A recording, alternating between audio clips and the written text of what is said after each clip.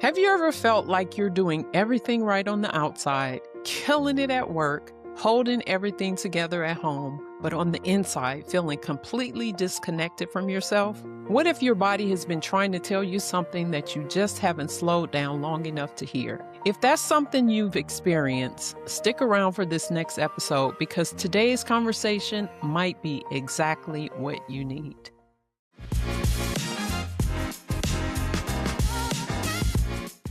Greetings and welcome to the Elevated Flow podcast. I'm your host, Coach Flo, aka the Black Rowing Queen. The Elevated Flow podcast spotlights elite and everyday female athletes, mostly over 40, sharing how they elevate their game and their flow in sports, wellness, work, and life.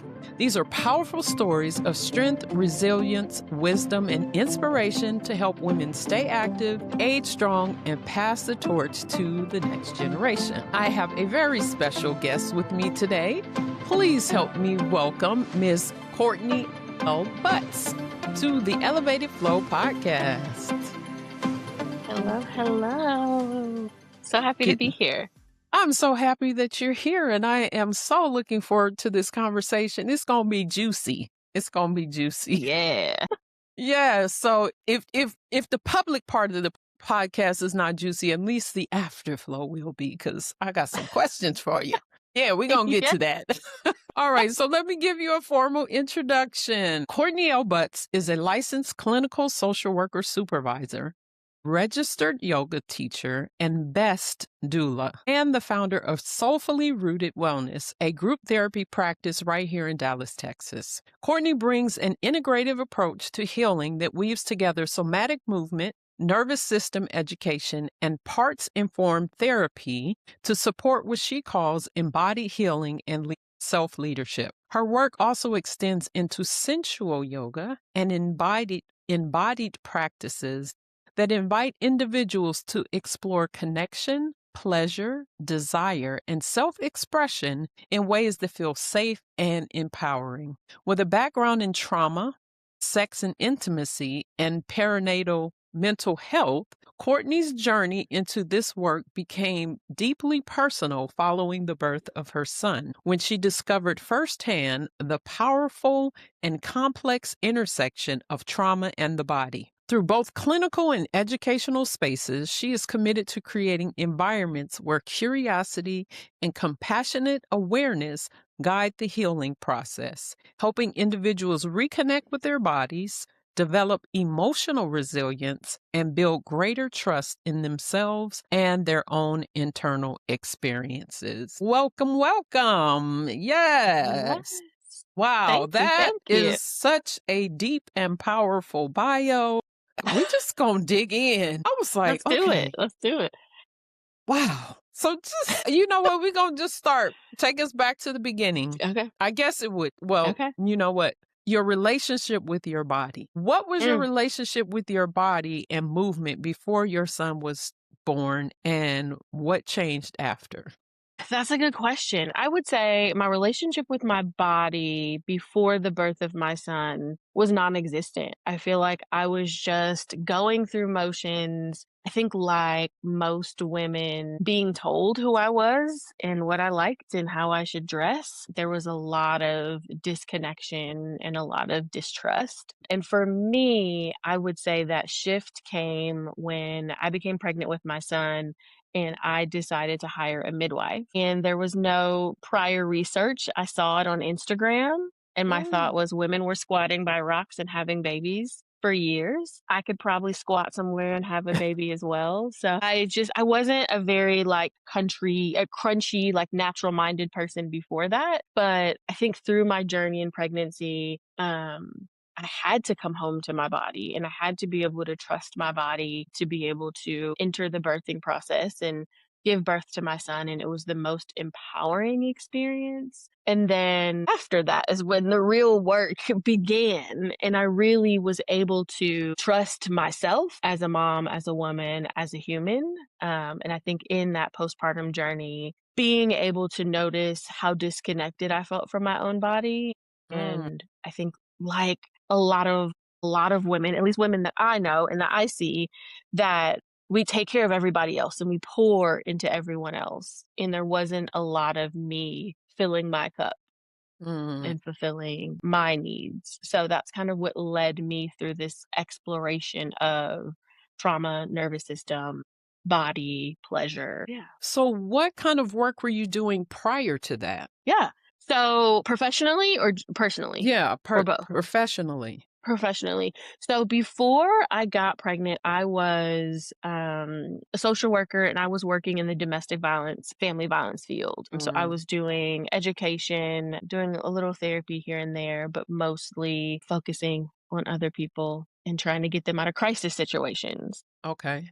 Okay. So yeah. And then pretty much immediately after I gave birth to my son. So how I got here is I was working for a domestic violence agency, got pregnant, gave birth to my son, and almost immediately I became a doula. Before getting pregnant, never heard about a doula, didn't know what it was. And my doula was integral in my birthing experience. And when I learned what a doula was, I was like, oh, it's like a social worker for birth. And I was like, I like this. This feels good. So I actually used my time off from work to get my doula certification and just kind of Mm. ran with that. So then after the birth of my son and being forced to slow down professionally, but also being able to connect with my body, I started doing doula work. And then that's when I leaned into clinical social work and providing therapy and really wanting to work on my relationship with my body while encouraging other people to do the same. That's powerful. And so did all Mhm. of this come as a result of seeing something on Instagram? Seeing something on Instagram. I was Oh. watching this lady. Okay, this is so crazy. And it's crazy you say that. The woman, I was following her because she was into essential oils. And I love, essential oils and, the power of relaxation and, what all of that does to our body. And like I was following her and then I saw that she had a birth center birth. And I was like, she can do it. Ancestors have done it. I can do it. And it's crazy just how my story unfolded from that. So grateful for Right. Instagram We connection. never know what is going to lead us to like that next chapter in our lives. And Absolutely. Yeah. especially when you go to school for something and then you're just like on this path and then you're Yeah. introduced to something and you're like, this wasn't even on my radar. I mean, it's the same with me Nope. being a rowing coach. I'm like, I went to school for mental health therapy. I'm a MFT. Uh-huh. So, Uh-huh. and I did Uh-huh. social work. We talked about that previous. You know what? We're going to back up a little bit and then go forward again. Okay. Okay. How we met. I always talk about how we met. We met. Yes. The first time is at the leaders meeting, right? Mhm. Mhm. Okay, so we're both went through the leadership training or with Black Women Who, the Yes. nonprofit that works with Black women that like to do outdoor sports and activities. Uh-huh. So we did that training. And then I guess the next time was when we went to Big Ben a couple of weekends ago, huh? Yeah. Yeah. Okay. I think that was yeah.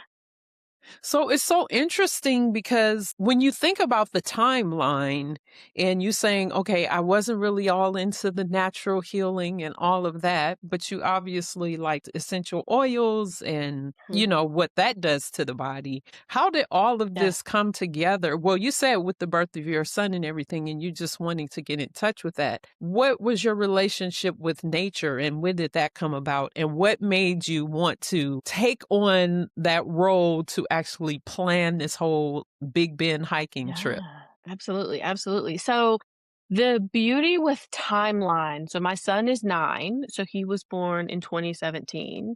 And immediately after he was born, like I said, I became a doula and there was this like rush of, getting my doula business established, working on my clinical hours so I could become a therapist. So I did that 2017, 2018. And then we have COVID. Mm, So pre-COVID, pretty disconnected with the outdoors. Actually, I'll say growing up, we did a lot of camping. We did hiking. I'm from Wisconsin. So there was okay. a lot of time in the lakes and just kind of being outside. And as an adult, just got away from that. So COVID is what reconnected me to Mm, nature. So after the birth of my son, being stuck in the house, so a lot of gardening, which I had never done before, and the beauty of growing your own vegetables and being able yeah. to consume them. And my son, just being a couple years old at that time, really got into it, and we would camp out in the backyard. 'cause what else would we do during, being locked in? So that really helped me reconnect. There was a lot of grounding and just going in the backyard and putting my feet in the grass. So, I love it. yeah, that was, I think, just the being forced to slow down as a mom, and then COVID really helped me. And after that, just been running towards nature and kayaking. I got into kayaking maybe about a year and a half ago. Mm, And then hiking, camping. So, yeah, when I saw an opportunity to not only go to Big Bend, but help, I'm a detail-oriented person, so I was actually excited, to help with the details, but the beauty in being able to share that with 12 other Black women, I think was just powerful, unexplainable and powerful. priceless. Yes. Yes, it Yes, yes, absolutely yes. was. And you did such a wonderful job Thank planning it you. and paying attention to detail. Yes, I loved Thank it. you. Thank you. What have you noticed the difference in being back in touch with nature and your body? That's a good question. I would say for me, nature helps me slow down. So when I am in nature, there is this desire to take it all in and Mm, to be able to pause and just notice. I enjoy seeing animals on the trail. I don't want them too close to me. I like right. seeing them from afar, but like to see that like there's often not they're not hurried. They're just kind of being and taking it in, and that reminds me that I can also be and take it in. I enjoy, whether it's kayaking or hiking, like in Big Bend, we didn't have service a lot of the time. So that forced disconnection and just being able to be with myself and be with my body. I know there were a few times being in Big Bend and hiking that I was pushing myself, and like for me to Mm, be able to lean into that and listen to my body, yeah, and be able to push it and for it to be reminded of what it can do and me being reminded of what my body's capable of, but also the pause, right? The pause for water, the pause for a breath, the pause for a picture. Yeah, it really pushes me to slow down and take it in. I love that. And I think that a lot of people don't do that. And I talk about that a lot Yeah. with my content in terms of like us being, most people are about 10 minutes away from a green or blue space where they can just go and pause and, Yeah. take in nature and breathe. Mhm. It's Mhm. funny that you say that about us being disconnected because when we got on the top of the mountain and one person was able to get a call, everybody got on their phone and start calling people and Mhm. like wanting to share that Mhm. experience. It wasn't really necessarily like, oh, we missed, at least for me, it wasn't that I missed not being connected, but just wanting to share the awe of that moment with Yes. someone else that wasn't there because it was Yeah. amazing. Yeah. Yeah. Yeah. That was beautiful. I did like that, just kind of seeing people, call or, do a video chat to a friend or a family member, and they're like, "Look what I'm doing at Yeah. 8 o'clock in the morning.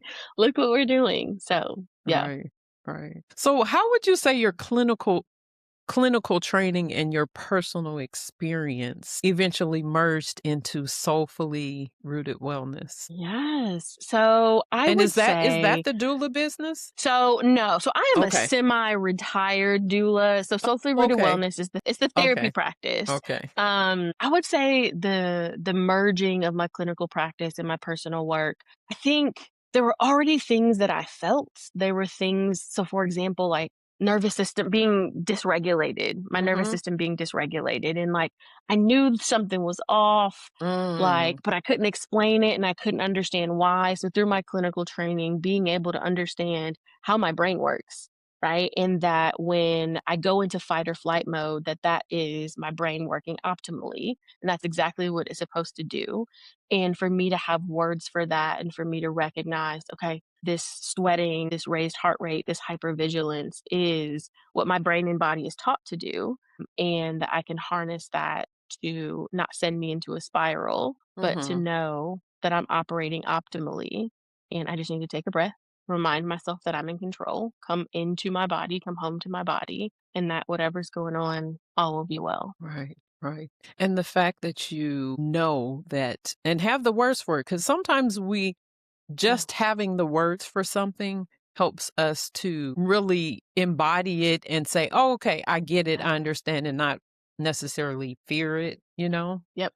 So Yep. that's Absolutely. good. That's good. Well, elevated flow, we talk about sports, wellness, work, and life. Huh? What other aside from kayaking, hiking, where growing up you did say you went camping. Did you play any other sport growing up?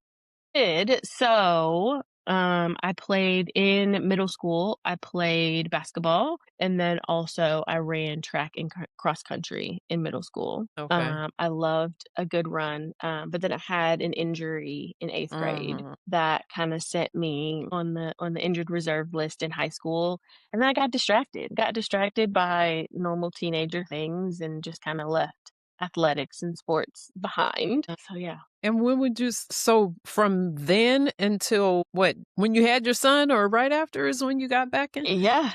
Wow. Yeah.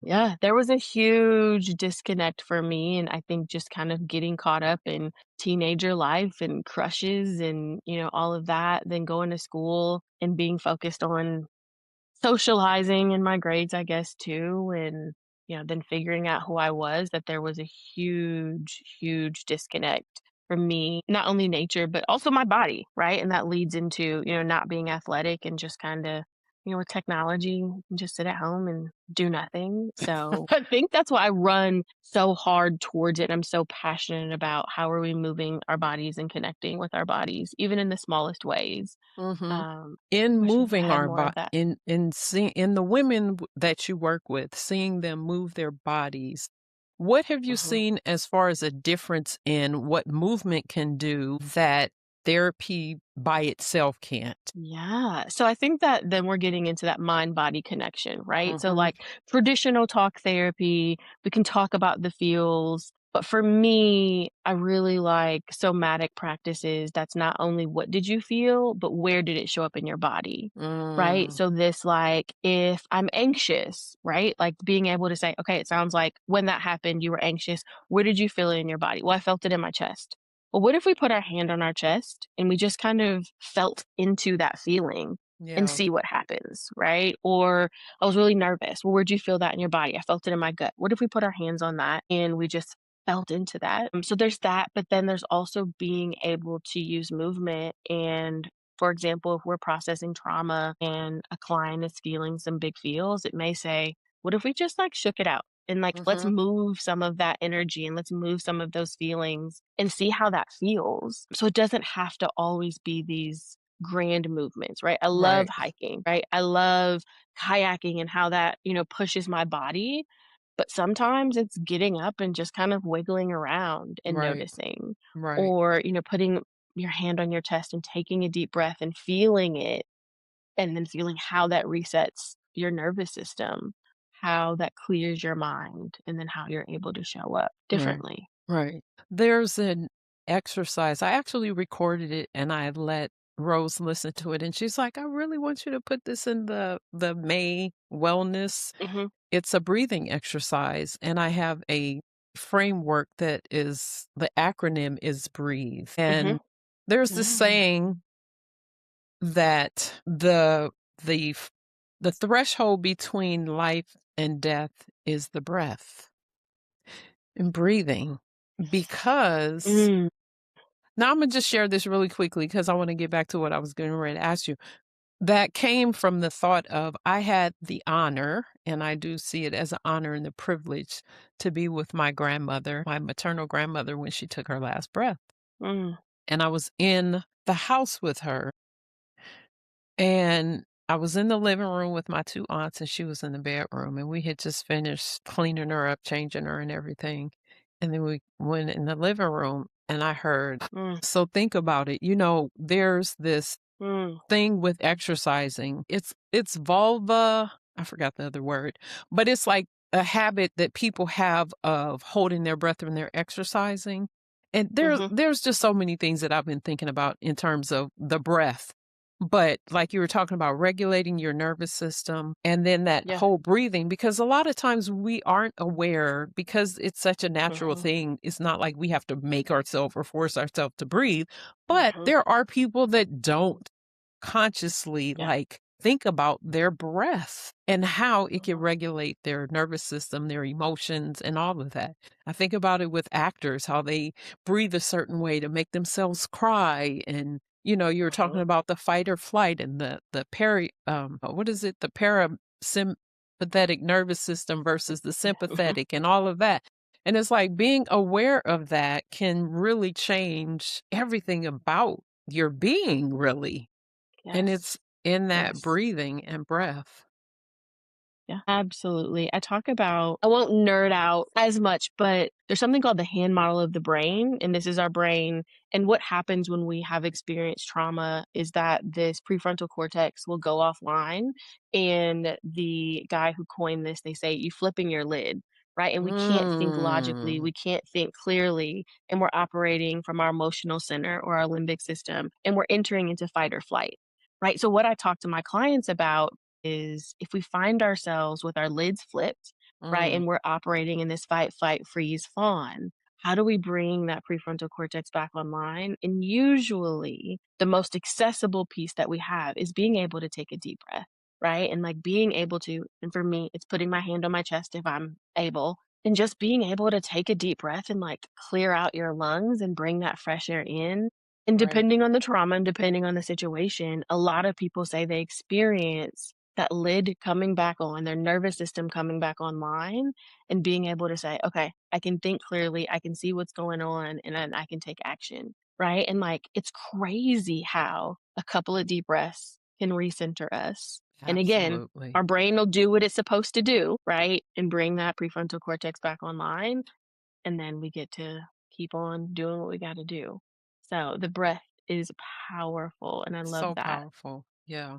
I I like love that. that. Flipping the lid. Mhm. Now, you said something. I want to go back to something I read in your bio about developing emotional resilience. I think Mm. historically, as Black women we're described as resilient, but the emotional resilience is something completely different. How do you work Yeah, with women that have experienced trauma and getting in touch with their body and really healing and becoming emotionally resilient? yeah. I think a lot of times when people think about resilience, and I guess I'll lean into when working with Black women, both with myself, people around me, and my clients. A lot of times when we think about resilience, we think about that physical, like Right. we're capable physically. And to your point, I think a lot of times we haven't been taught, shown, or given the space to connect emotionally, Hmm. right? And be able to name how we feel, right? So rather than this like strong Black woman, stereotype that is thrusted upon us to be able to Right. say, I can be strong and I can be sad, that I can Right. be strong and be disappointed in this moment. And the power in being able to name your feelings, not only for you, and to Right. say, I am disappointed right now. I do feel anxious right now, and that isn't a reflection on who I am at my core. It doesn't make me bad. It doesn't make Absolutely. me soft. It doesn't, it's just, it is what it is. And that Right. we can name that and be okay with it and not feel rushed to change it. Yeah. And just to feel it and know And that I'm and not going to break. right. And you know what? That's really powerful because I was on a webinar earlier and they were talking about AI and how it can be good and how it can be bad. And it's the same thing with what you just said. It's not this or that. It can Mhm. be and, you know. Yeah. So I think that the narrative that we've been given as Black women, these strong, powerful, resilient Black women, Yeah. we can't we haven't completely embodied or embraced the fact that we can be that, but then also have that sensitive side, and other people Uh-huh. don't see it in us either. Like you said, we're not Yeah. necessarily given space to, oh, I could be that strong, powerful Black woman, but I could also be sensitive and caring and empathetic, and I think that has a lot to do with also how we're treated in the medical field. It's just like, no, you're strong. Yeah. You don't feel pain and all of these Uh-huh. different things. It's like, no, but I'm human and I have my emotions cover the spectrum. It's not just like, Yes. I'm just strong. No, I'm Mhm. soft. I'm this. And Mhm. aside from us not being given the space, I think that we need to learn how to take up that space Yeah. and not necessarily ask for permission for it, because it's Yeah. the same thing with how we're viewed in the workplace. So how do you Mhm. work with women?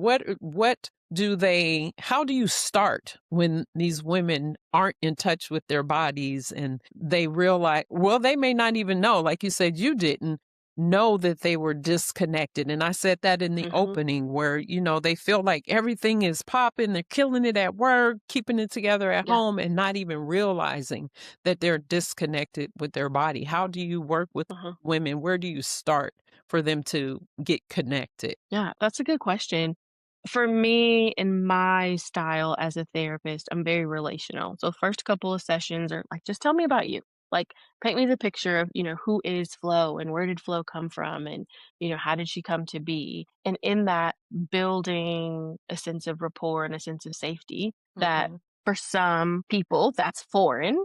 And, I Yeah. say, you can come here and say whatever. Like, you can cuss if you cuss. You can say you hate your kids if that's how you feel. You can say Right. being married is stupid and there's no judgment. And, just being able to have a place where they can just come and talk. And usually at some point in our work together, I'll say, reflect back. Like I heard that you said that you were anxious. Where did you feel that in your body? And that's usually the question where people are like, what do you Right. mean? Like, what do you, and I'm like, well, let's just pause. Right. Or if I notice something with them, like, what are you feeling right now? Or what are you noticing in your body? And just creating that space to say, what do I feel? Right. Well, some of my clients that I feel like are disconnected with their bodies will start the session with, how do you feel? Mm. Right. And a lot of times people say, oh, I'm good. And I Right. say, well, no, really. Like, I want Right. you to take a breath. Right. And tell me, like, how are you feel? Or what are you noticing? And that becomes a pattern, right? And I love when my clients walk in and I'm like, "Hey, what's up? Like, how do you feel?" And they pause because 'cause we're so used to Hmm. just saying good, right? Yes. And they take that pause and they're like, "Well, actually," and I'm like, "Tell me about Yes. it," right? And then we get to, lean into that. So that's usually how it starts, right? Hmm. In just that connecting with, how did it feel? What did you notice in your body, not just here? Because we're good Right. at being here. We Hmm. are so good at being here, but to connect with your body, I think is a step deeper, and we weren't taught it, right? So it is a skill that we have to practice. Yeah. I remember I was having coaching sessions and the coach would ask me that, and she had I think it was like a feeling wheel emotion. I Mhm, think it's a mhm, feeling wheel. And I was yeah. just like, I used to get so frustrated. So I was like, I don't know. And it was like, Uh-huh, okay, when you look at, like I was talking about earlier, the spectrum of emotions that are even available, it's like, mhm, how does that mhm. emotion feel in my body? Like you said, to do Yep, the somatic part of the feeling, that's really powerful. That's really powerful. yeah. So, how do women actually respond when they do that kind of work, start to do that kind of work? I mean, it depends. Most people are more taken aback, right? And Mm, they're like, "Well, what do you mean? What?" And I'm like, "Just take a breath, right? And move from here, right? From the right. thinking logical part to, your body and just like, what do you notice? And like, do you notice a tingling in your feeling? I mean, excuse me, tingling in your fingers. Do you notice anything in your chest?" And it's usually for most people very foreign. Hmm. But if they're coming to therapy, usually they're open to it. So usually, yeah, it takes some practice, but people are usually open. That's awesome. So, how do women normally find you? So it depends. I have been very blessed where there's been a good word of mouth. So a lot of That's times always people say, nice. hey, my sister, my cousin, my OBGYN, but people find me on social media as well. But the word of mouth probably has been the biggest. And I'm definitely grateful for that. Yeah. Something else that I read in your bio, and I use this phrase a lot too with self leadership. I believe it starts, I mean, everything. Self leadership. I even use this with the kids that I coach. I'm like, self, it's leadership starts with Hmm. yourself. So you got to get Yeah. yourself in control. I had a conversation with one of my accountability partners yesterday, and we're trying to figure out how we're going to better hold each other accountable and not give each other a pass when we say, "Oh, we're going to do Mhm. something at the beginning of the week," and then at the end of the week, and it's like, okay, but we have to like lead ourselves first, Yeah. So it's like the accountability should start with self, but a lot of Mhm. times people don't have that discipline, if you will, Yeah. to do that. How do you help women step up in that area when it comes, especially for you work with like corporate women, high achieving women that, Mhm. Mhm. you know, Mhm. you start with that self leadership and then they're in these roles. How do you help them step into that?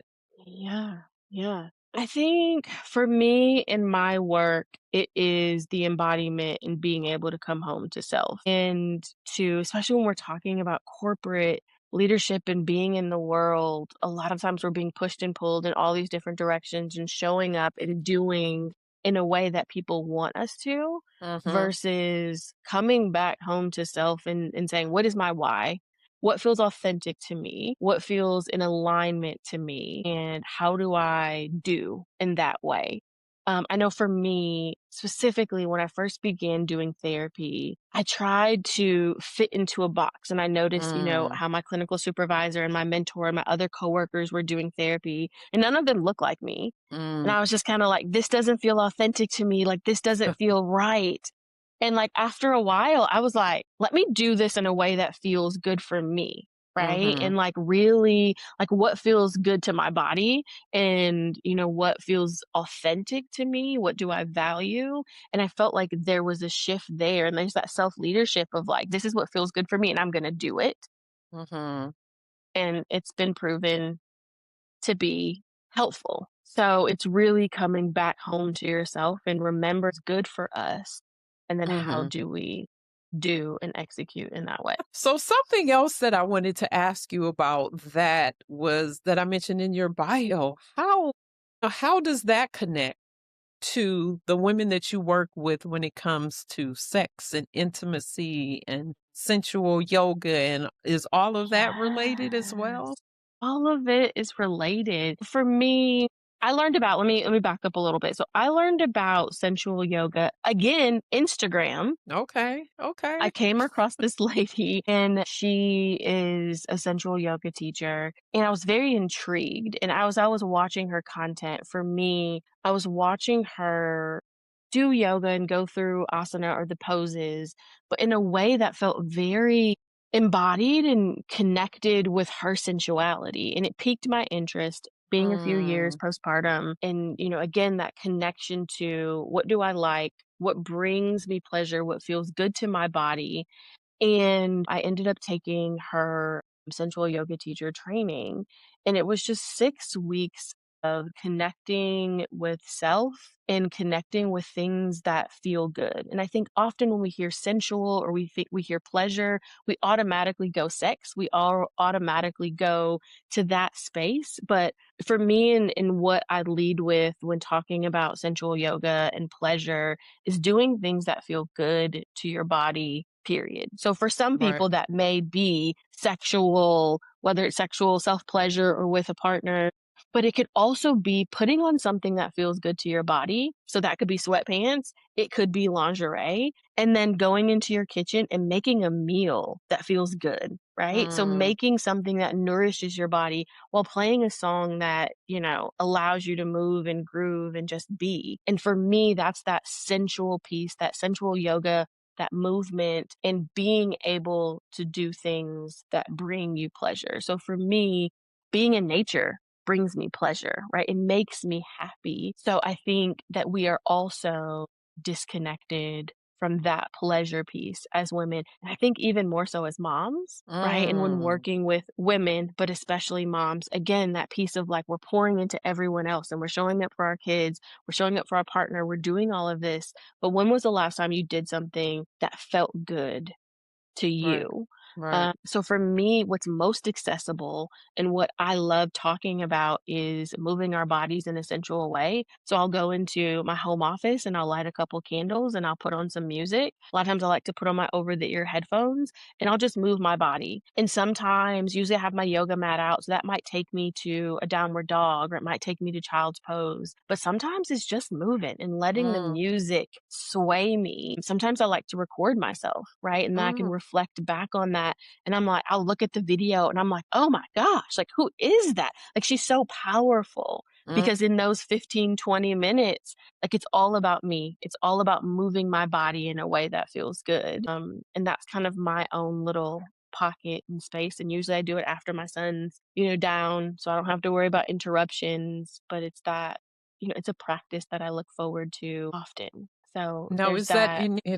any way connected with your therapy and So it working with can be. women? So Okay. yeah, it can be. So a lot of times, depending on the client, we'll talk about what makes them feel good and what brings them pleasure, right? And we'll talk about what pleasure is. And a lot of times I'll say, let's talk about what brings your body pleasure. And again, that can be sex, that can be intimacy. But for some people, it's like, when was the last time you bought new undies, right? And Mm, like the undies that you wear on a daily basis, like, do they make you feel good? And I think most moms are like, "Well, I'm still wearing underwear from whenever, and they got a few holes in them." And I'm like, "Well, what if we were to refresh that, right? And like, what if you were to go somewhere accessible and buy some lingerie and you wear it for you, not for your partner, not for anyone else, but you wear that and you wear it over your cardigan, or excuse me, underneath your cardigan, and like, does that make you feel empowered? Does it make you feel sexy?" And again, we're mm, not doing it for anyone else, but for ourselves. Right? And, there might be that. There might be another one of my favorite exercises to offer to my clients is next time that you take a shower, as you're moisturizing your body, because again, a lot of people skip over the, moisturizing, but as you're moisturizing, what if you took a second and felt your skin and putting that lotion or your oil into your skin and just pause and mhm, notice, right? And notice the roughness around your elbows or your knees and how that feels different than on your thighs. Right, and just, like, being able to be aware, sometimes I'll take that a step further and say, as you're putting on your lotion or your oil, how would it feel to speak words of gratitude mm, over these arms, right, that helped us reach up and get the cereal this morning, or these legs that carried us to and from bed, whatever it is, especially the parts of our body that we don't show a lot of love or care to be able to spend some time with those parts of our bodies and show them gratitude. And again, that is pleasurable. Definitely change the way that we see our bodies, the way that our bodies move, and our appreciation and gratitude towards yeah. our bodies. And I think, being an athlete or moving your body often, that there's awareness, but I don't know that there's always that gratitude, Mm. right? And like, I'm really grateful for what my body was able to do during that, rowing session or during that hike or during that game. So yeah. That's powerful. And I really think that this can and will help a lot of people in just even thinking about and being aware Mhm. of how they think about their body and what they like and everything. I think for me, it's powerful because I have that awareness. And I think it comes from having injuries. Like when you have Mm, something happen to you or have a health problem or challenge, I think you become more aware.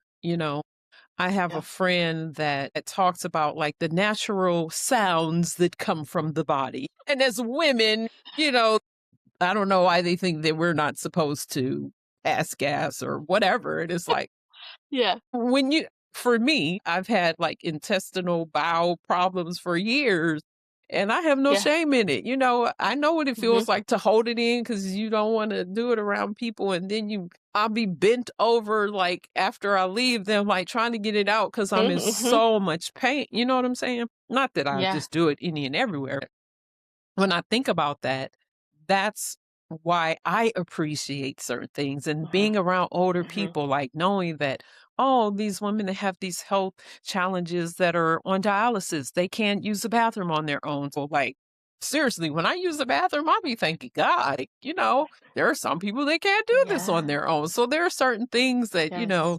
like you were saying, oh, I had a knee injury. And I'll be like, oh, I thank God I touched my body. And, because I Mhm. know what it Mhm. is like to have those challenges or whatever. So for people that may not have had the challenge, it's like, yeah, Yeah. really, really showing gratitude because these bodies, like we were talking about Mhm. earlier, these bodies are pretty doggone resilient the way that they are Absolutely. built. So Absolutely. Absolutely. Yeah. when thinking about you're talking about like what our bodies could do when we're doing these activities and everything. I want to move into the segment of the flow state. And that's Mhm. when Mhm. everything feels aligned and you're just like in this all of the work that you've put in and your skills and talents just come together and you're just like in the zone. When would you Mhm. say that you're in your flow state? Before we move into our flow state segment, if this conversation is hitting differently for you, I want to remind you to join us in the Afterflow, our Elevated Woman Inner Circle on Patreon, where we go even deeper and we're holding space for Black women to have a conversation and connection about things that we're typically made to feel guilty or feel shame about. So join us, click the link in the description. Now let's get back to the episode. Mm, that's a good question. I would say, ooh, I got two that come to mind. I would say I love the work that I do and Mm, being able to support women and what I mentioned earlier about my style and just being able to show up authentically and genuinely in this yeah, space and working with clients. I definitely feel like I'm in a flow state where I can sit across from another person, especially a woman, and hold space and have discussions about her fears and her feelings and all of that. That feels really good. that's And then I good. would say my second would be what I mentioned earlier when I'm able to go into my office and put my headphones on and literally flow and move my body and just notice and just feel and appreciate and be grateful for the breath and the movement that I have. So I would say those two are when I feel most in my flow state, most at peace. I love that. I love that. I've talked about doing therapy, and when I got to a point where I was like, who signs up for this to sit and listen to other people's problems all day? I mean, I just thought that this is going to be like what I was going to do forever. And, it wasn't.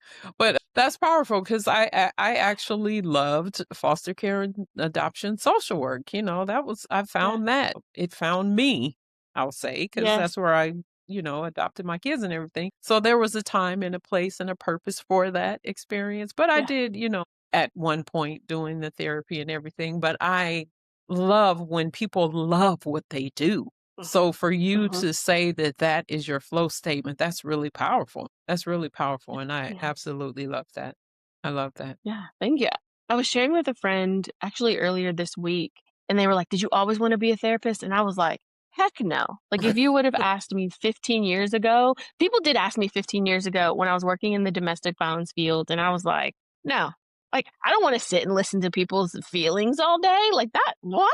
But something in me changed. I mean, it was definitely after the birth of my son. And I think for me, it was seeing so many new moms as a doula, seeing so many new moms struggle, and for me to Mm, sit there and hold space, and for them to say, "Thank you so much for just being here and mm, listening." And I was like, mm. "Ah."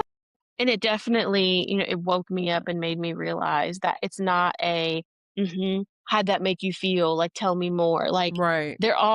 we're laughing, right? We are crying together and navigating some big things, but also that reminder we don't have to do it alone.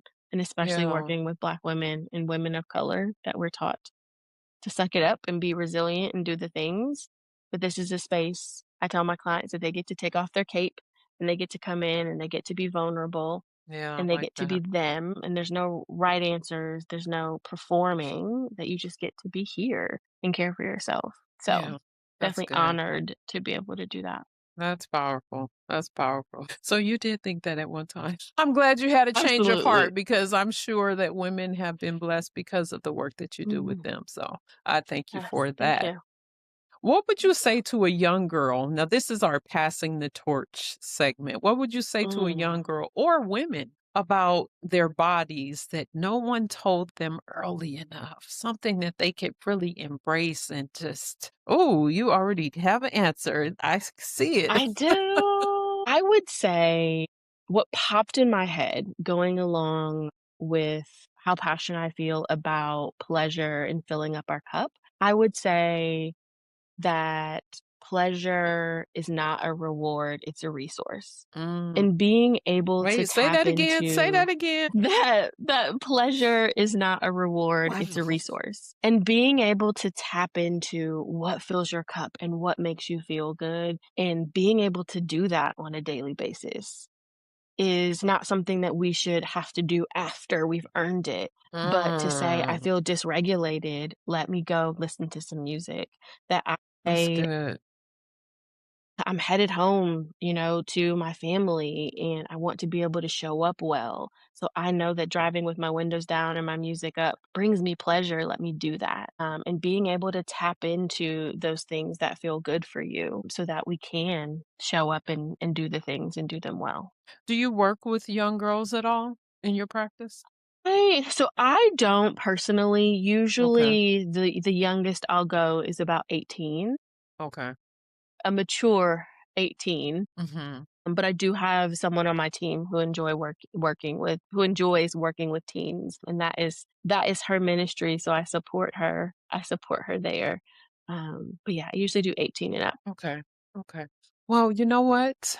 I want to close by saying thank you for the work that you are doing because as Black women, women of color, we definitely need healing and emotional resilience and being able to be in touch with our bodies and being able to be in touch with our emotions and our feelings and Yes. know that we can have soft feelings and still be a strong Black woman. And that's Mhm. one of the things that I teach in my coaching with the breathe framework that I was talking about. It's like the first thing is exhaling and then that body regulation, you know.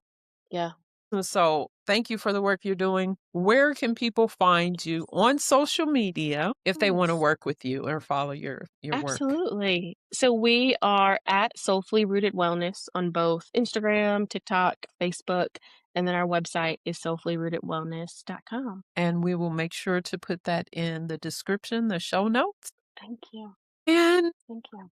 if this conversation was interesting to you, I can't wait. Look, I'm excited about the afterflow, our elevated woman inner circle. So on Patreon. So go ahead and join us because, we going to go a little deeper, especially because I'm like, my dad watches these episodes. That can definitely be the space that we dive deeper. So yeah, Yes. you gotta pay to get the rest of all of this. Thank you so Yes. much, Courtney, for being on the Elevated Flow podcast. I truly, truly enjoyed this conversation. I appreciate you. Thank you Are for there any having me. last words that you would like to say to our listeners? I would say prioritize pleasure, prioritize the things that make you happy, and take care of you. Absolutely. Awesome. Well, until next time, everybody, this is Coach Flo signing off. Remember to find your zone and elevate your flow. Peace.